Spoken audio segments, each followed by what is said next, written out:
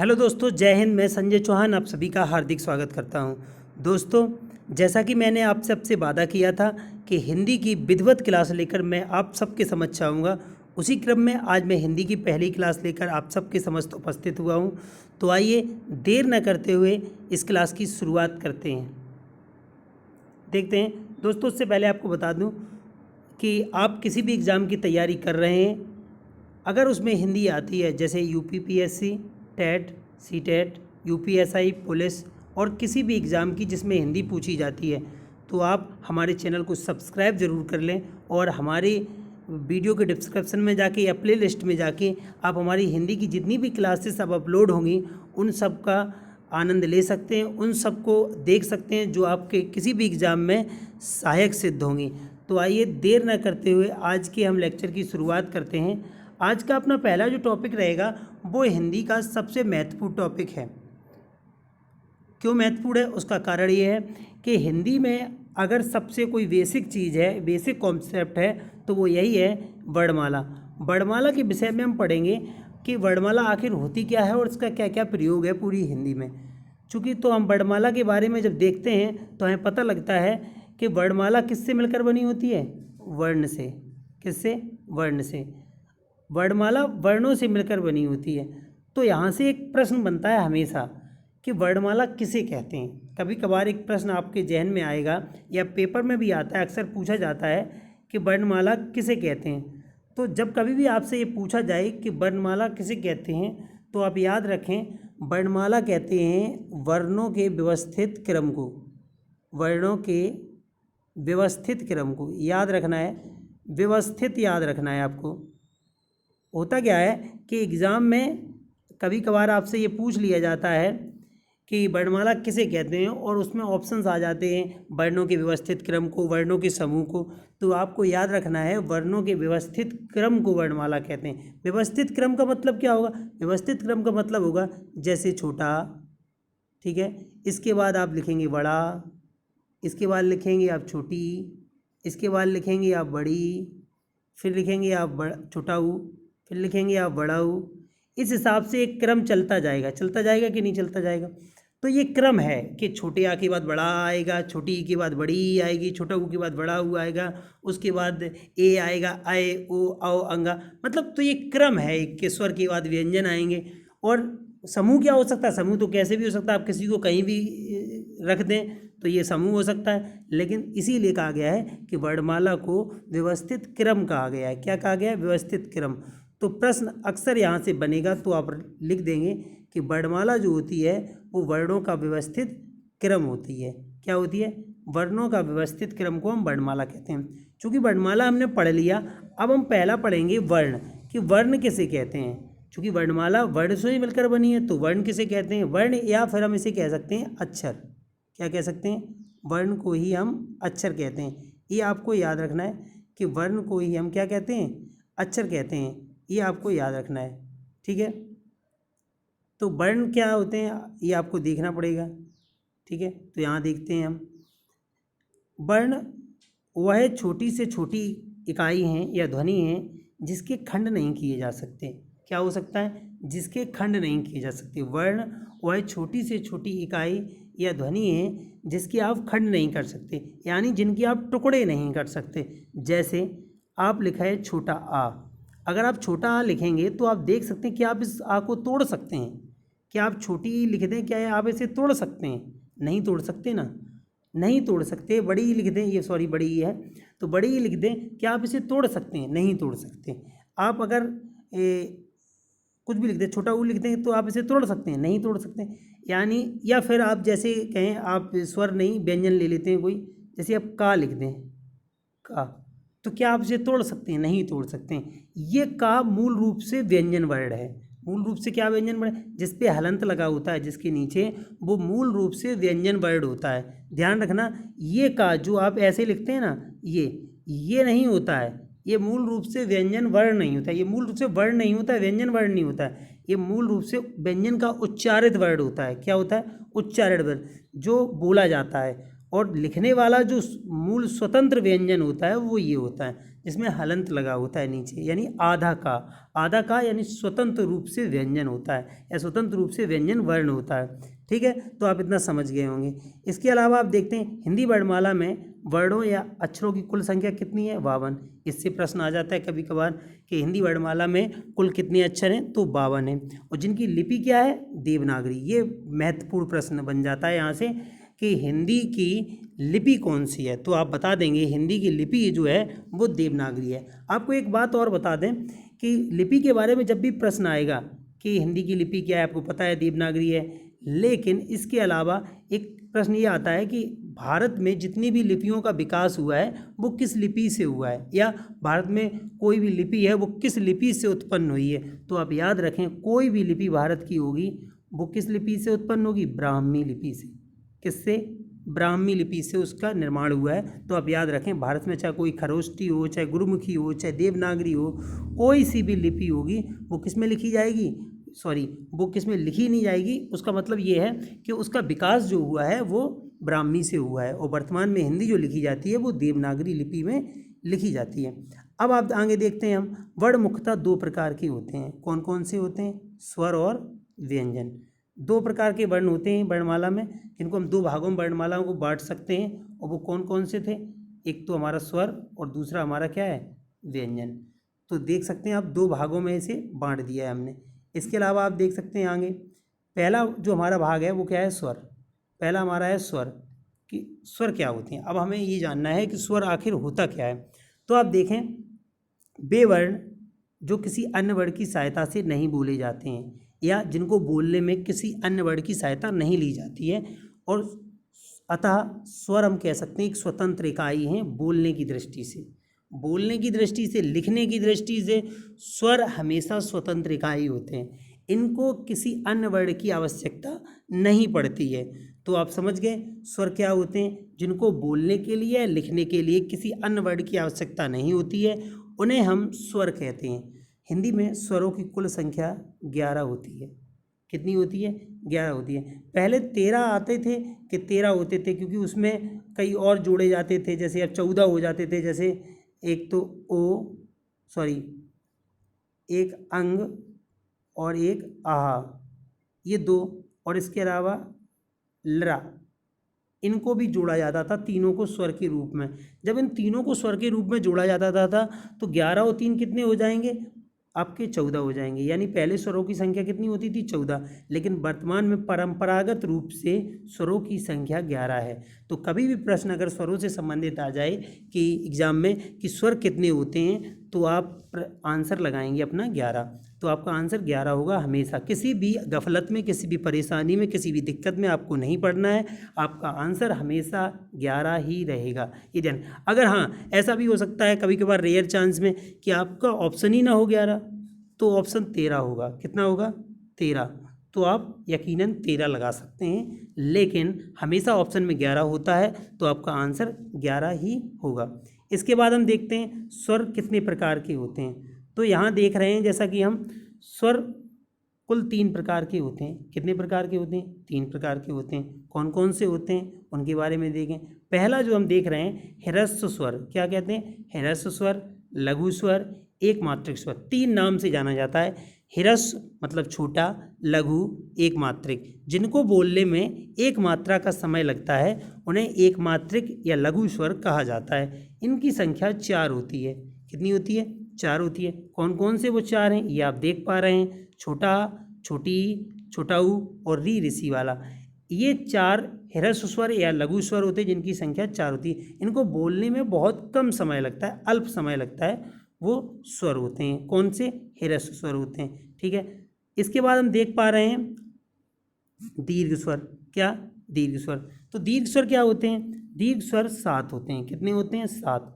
और दीर्घ स्वर वे स्वर होते हैं जिनको बोलने में लघु स्वर से दुगना समय लगता है, या जिनको बोलने में 2 मात्रा का समय लगता है, यानी 2 मात्रा का समय लगता है। इसलिए इन्हें द्विमात्रिक भी कहा जाता है, इन्हें गुरु स्वर भी कहा जाता है। वो कौन कौन से होते हैं 7? तो आप देख सकते हैं बड़ा, बड़ी, बड़ऊ, ए, आए, ओ, औ। ये हमारे होते हैं द्विमात्रिक या दीर्घ स्वर। इसके अलावा आप देख सकते हैं प्लुप्त स्वर। तीसरा हमारा पार्ट होता है प्लुप्त स्वर। प्लुप्त स्वर क्या होते हैं? वे स्वर जिनको बोलने में लघु स्वर की अपेक्षा 3 गुना समय लगता है, यानी जिनको बोलने में लघु स्वर जितने समय में हम बोलते हैं उससे 3 गुना ज़्यादा समय लगता है, उसे हम प्लुप्त स्वर या त्रिमात्रिक स्वर के नाम से जानते हैं। इसका महत्वपूर्ण जो उदाहरण है वो बहुत बार एग्जाम में आता है, वो होता है ओम। लिखा ऐसे जाता है ओम। तो ये इसका उदाहरण है। इसे 3 मात्रा है इसमें, इसलिए 3 मात्रा का समय लगता है, इसलिए त्रिमात्रिक स्वर कहते हैं। इसके अलावा आप देख सकते हैं कि विस्मयादि बोधक चिन्ह का भी प्रयोग होता है इसके पीछे ज़्यादातर, जैसे रोने, चिल्लाने में, गाने में या किसी विस्मय सूचक वाक्य के प्रयोग में 3 मात्रा का समय लगता है। जो ध्वनि होती है गाने की, रोने की, चिल्लाने की, इन सब में प्लुप्त स्वर का प्रयोग होता है। लेकिन एक महत्वपूर्ण बात आपको बता दें कि वर्तमान में हिंदी में इसका प्रयोग नहीं होता है, क्योंकि संस्कृत में मूलतः इसका प्रयोग माना जाता है। किस में माना जाता है? संस्कृत में। लेकिन गिनती में अगर आप देखेंगे, जैसे कि आप गिनती में देख सकते हैं, अगर हम ऊपर देखें तो हम क्या देख रहे थे कि 4 तो ये हो गए आपके, ठीक है, और 7 ये हो गए। दोनों को अगर हम ऐड कर दें तो कितने हो गए? 11 हो गए हमारे। तो स्वरों की जो कुल संख्या हमने पढ़ी है 11 होती है, वो तो ये हो चुकी है। अब प्लुप्त स्वर का क्या काम है? लेकिन नहीं, प्लुप्त स्वर चूंकि बोलने की दृष्टि से प्रयोग होते हैं अर्थ के आधार पर, मात्रा के आधार पर, इसीलिए इनको सिर्फ बोला जाता है, काउंट नहीं किया जाता है। क्योंकि ये ध्वनि के रूप में प्रयोग होते हैं तो इन्हें हम काउंट तो नहीं कर सकते, इसीलिए स्वर वही काउंटिंग में कौन आएंगे? 11 आएंगे, लघु और दीर्घ वाले। प्लुप्त स्वर काउंटिंग में नहीं आएंगे, लेकिन ये स्वरों का एक तीसरा भेद माने जाते हैं। ये आपको याद रखना है। कभी प्रश्न अगर आ जाए कि स्वर कितने प्रकार के होते हैं, तो आपको लगाना है स्वर 3 प्रकार के होते हैं। कितने प्रकार के होते हैं? 3 प्रकार के होते हैं। अगर ये आ जाए कि स्वर कुल कितने होते हैं, तो आपको लगाना है 11 होते हैं। ये आपको याद रखना है। इसके अलावा आप देखेंगे, अब बचे आपके 2 स्वर। आप देख सकते हैं, आप कहेंगे कि अंग और आह को तो छोड़ दिया, जिसे हमने बताया था, अंग और आह को छोड़ दिया। छोड़ा नहीं है, हुआ क्या, इनको स्वरों के अंतर्गत अब नहीं गिना जाता। क्यों नहीं गिना जाता? क्योंकि अंग को हम कहते हैं अनुस्वार और आह को हम कहते हैं विसर्ग। इन दोनों के अलग अलग नाम हैं, ध्यान रखना है आपको। अंग को हम कहते हैं अनुस्वार और आह को कहते हैं हम विसर्ग। और इन दोनों को अगर मिला दें हम, तो इन दोनों को हम क्या कहते हैं? अयोगवाह। क्या कहते हैं? अयोगवाह। तो याद रखना है, प्रश्न अक्सर एग्जाम में पूछा जाता है कि अयोगवाह वर्ण कौन से होते हैं। तो आप याद रखेंगे अयोगवाह वर्ण जो होते हैं वो अंग और आहा होते हैं। इसके अलावा इन्हें अपने स्वतंत्र रूप में अनुस्वार और विसर्ग के रूप में भी जाना जाता है। स्वर की चर्चा यहाँ तक हो गई। इसके कई और अलग अलग आधार पर प्रयोग देखने को आपको मिलेंगे। कई अलग पार्ट मिलेंगे कि जिह्वा के आधार पर, ओष्ठ के आधार पर, मूर्धा के आधार पर, इन पर स्वरों के अलग अलग भेद मिलेंगे आपको। उनके बारे में भी हम चर्चा करेंगे। लेकिन अभी मुख्य रूप से हम स्वर और व्यंजन का पार्ट डिवीज़न देख रहे हैं कि उन्हें कैसे कैसे बांट सकते हैं। तो अब हम देखते हैं व्यंजन के बारे में कि आखिर व्यंजन क्या होते हैं। व्यंजन वर्ड कौन से वर्ड होते हैं? व्यंजन वर्ड वे वर्ड होते हैं जो स्वरों की सहायता से बोले जाते हैं। किसकी सहायता से? स्वरों की सहायता से बोले जाते हैं, व्यंजन वर्ड कहलाते हैं। ये मुख्यतः 4 प्रकार के होते हैं। कितने प्रकार के होते हैं? 4 प्रकार के होते हैं, ये आपको याद रखना है। और स्वरों की सहायता से बोले जाते हैं। जैसे कि आपने का लिखा, तो आप देख रहे हैं जब आप का लिखते हैं इसका मतलब है इसके साथ आप स्वर भी बोलते हैं। कैसे बोलते हैं स्वर? जैसे आपने लिखा का, जब आप का लिखेंगे तो इसका मतलब है आप का आधा प्लस आ, ये आप देख रहे हैं, का और आ ये आप देख रहे हैं, यानी कि इन दोनों को मिलाकर इस का निर्माण हुआ है। यानी कि आप स्वर आ को देख रहे हैं, ठीक है। तो बिना ही किसी स्वर की सहायता से हम व्यंजन वर्ड को नहीं बोल सकते हैं। तो ये तो इसकी डेफिनेशन हो गई। इसके अलावा हम देखेंगे कौन कौन से 4 वो प्रकार होते हैं, तो देखते हैं, आइए। स्पर्श व्यंजन पहला पार्ट होगा इनका, स्पर्श व्यंजन।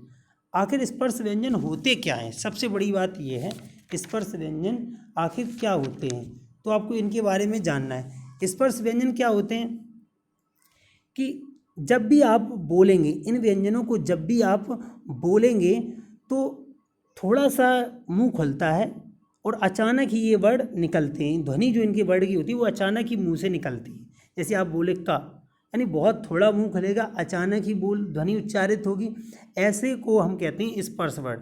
ज़्यादा जीभ स्पर्श नहीं करेगी किसी को, थोड़ी स्पर्श करेगी और थोड़ा सा मुंह खुलने पर ही इनको बोला जा सकता है, इसलिए इन्हें स्पर्श वर्ड कहा जाता है, स्पर्श मात्र से, इसलिए इन्हें स्पर्श वर्ड कहा जाता है। इनकी संख्या जो होती है वो 25 होती है, आपको याद रखना है।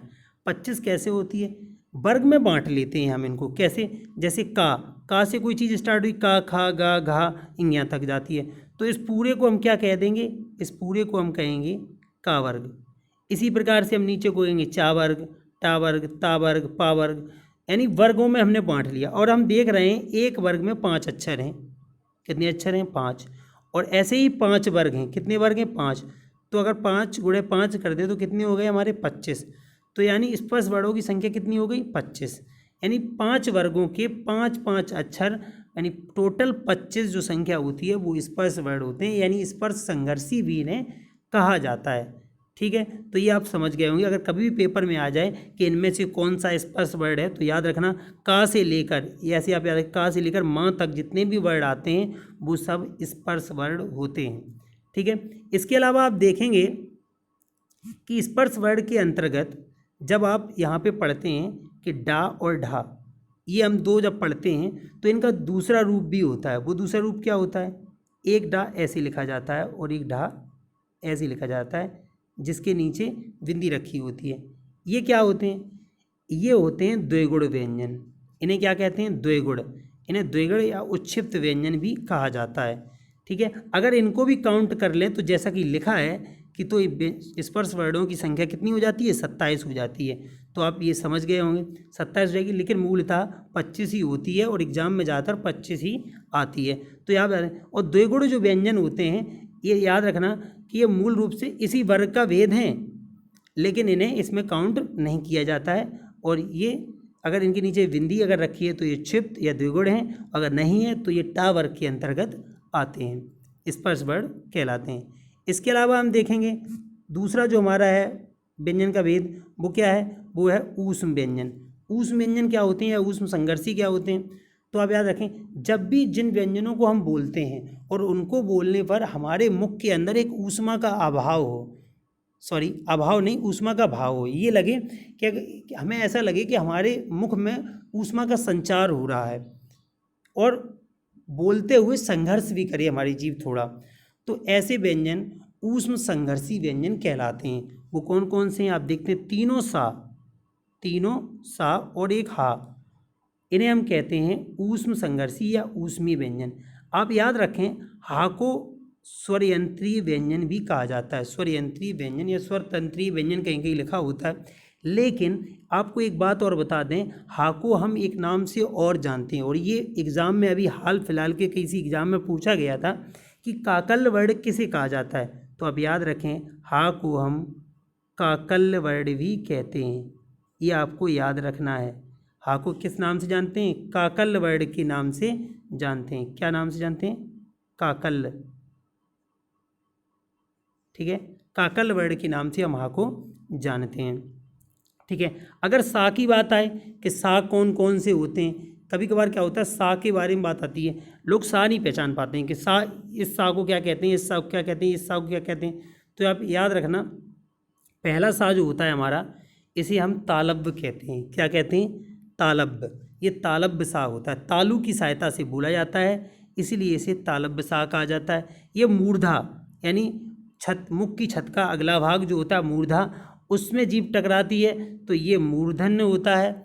और ये जो सड़क वाला सा होता है इसे हम दंत सा कहते हैं, दंत, यानी ये दंत, इसमें इसे बोलते समय जीभ दांतों में स्पर्श करती है, इसीलिए दंत सा के नाम से जाना जाता है। दंत, ये दंत वाला सा है, ये मूर्धन्य वाला है, ये तालव्य वाला है, ये आपको याद रखना है। तो 4 ये होते हैं ऊष्म वर्ण आपके। इसके बाद हम देखेंगे अंतःस्थ व्यंजन क्या होते हैं। अंतःस्थ, तीसरा जो पार्ट होगा हमारा वो होगा अंतःस्थ व्यंजन, ये भी 4 होते हैं। अंतःस्थ आखिर होते क्या हैं, आपको ये समझना है, अंतःस्थ आखिर क्या होते हैं। अंतःस्थ वे व्यंजन होते हैं जिनकी ध्वनियों के उच्चारण में पूर्ण स्पर्श नहीं होता है, यानी वायु अवरोधित होती है। वायु जब मुंह से निकलती है तो उसका रुकाव सा होता है, ठीक ठहराव सा होता है, वे व्यंजन जो थी जो थोड़ा घर्षण करते हैं बोलते समय, ऐसे व्यंजन अंतःस्थ व्यंजन होते हैं, या इन्हें अर्ध स्वर के रूप में कहा जाता है। आधे स्वर की मात्रा भी देते हैं ये। इनमें दो हैं, जैसे या और वा। होता क्या है, जैसे आप बोलते हैं या, जैसे आप या बोलेंगे तो क्या होता है, वायु अवरोधित होती है, वायु बाहर निकलने से कहीं ना कहीं टकराती है, तो उसे कहते हैं अंतःस्थ व्यंजन। जैसे या, रा, ला, वा, ये आपको याद रखने 4 होते हैं अंतःस्थ व्यंजन। इसके अलावा आप देखेंगे जो मोस्ट इम्पोर्टेंट पार्ट है वो हमारा है संयुक्त व्यंजन, और ये अक्सर एग्जाम में पूछा जाता है। संयुक्त व्यंजन 4 होते हैं। कौन कौन से होते हैं? छ, त्र, ज्ञ और स्रा, ये संयुक्त व्यंजन होते हैं। संयुक्त व्यंजन की परिभाषा क्या हो सकती है? जैसा कि नाम से स्पष्ट है कि संयुक्त व्यंजन वो व्यंजन होते हैं जो किसी दूसरे वर्ड से मिलकर बनते हैं, संयुक्त होकर बनते हैं, संयुक्त व्यंजन कहलाते हैं।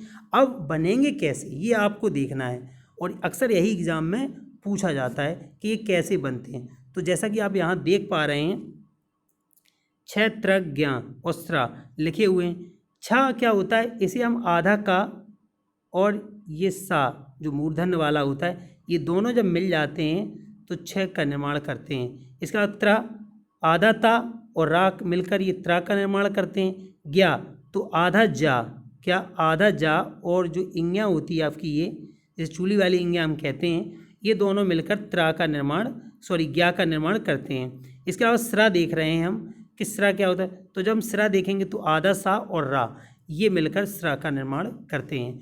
तो अक्सर एग्जाम में प्रश्न यहाँ से बन जाता है कि त्रा किन किन व्यंजनों के सहयोग से बना है, तो आप कहेंगे ता और रा से, या ता प्लस रा से किस अक्षर का निर्माण होता है, तो आप कहेंगे त्रा, या जा और इंग्या से किसका निर्माण होता है, तो आप कहेंगे ज्ञा। तो इन चीज़ों को आपको याद रखना है, अक्सर यहाँ से एक प्रश्न पूछा जाता है। ठीक है, इसके अलावा और कई होते हैं, जैसे आगत व्यंजन की हम बात करें, किसकी बात करें, आगत व्यंजन की। तो आगत व्यंजन क्या होते हैं, तो हम यहाँ देख पा रहे हैं जैसे कि आगत व्यंजन के बारे में क्या लिखा है कि इन्हें विदेशज व्यंजन भी कहा जाता है। क्या कहा जाता है? इन्हें विदेशज व्यंजन भी कहा जाता है। जैसे इनकी संख्या और कई होती है, यहाँ पे थोड़ा लिखा है, मिस्टेक है कि यहाँ 2 होती है, इनकी कोई निर्धारित संख्या नहीं है। क्या है? इनकी संख्या कोई निर्धारित नहीं होती है।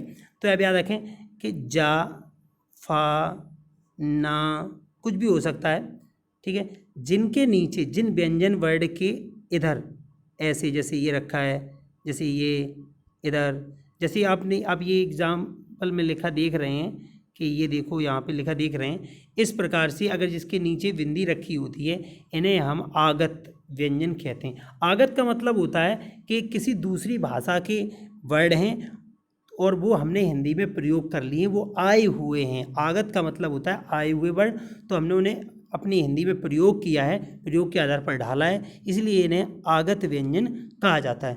दोस्तों, आज इस वीडियो में हम इतनी ही चर्चा करेंगे। नेक्स्ट वीडियो इसके आगे से हम स्वरों को किस हिसाब से बांटा गया है, व्यंजनों को और किन किन आधारों में बांटा गया है, कैसे बांटा गया है, लगभग इसके 1 या 2 वीडियो और आएंगे वर्णमाला, इसमें विराम चिन्ह भी सम्मिलित होंगे। तो आप हमारे साथ जुड़े रहें और ज़्यादा से ज़्यादा लाइक, शेयर, सब्सक्राइब हमारे चैनल को करें, तो अपने दोस्तों के साथ शेयर करें, और मिलते हैं नेक्स्ट वीडियो के साथ। तब तक के लिए नमस्कार, जय हिंद।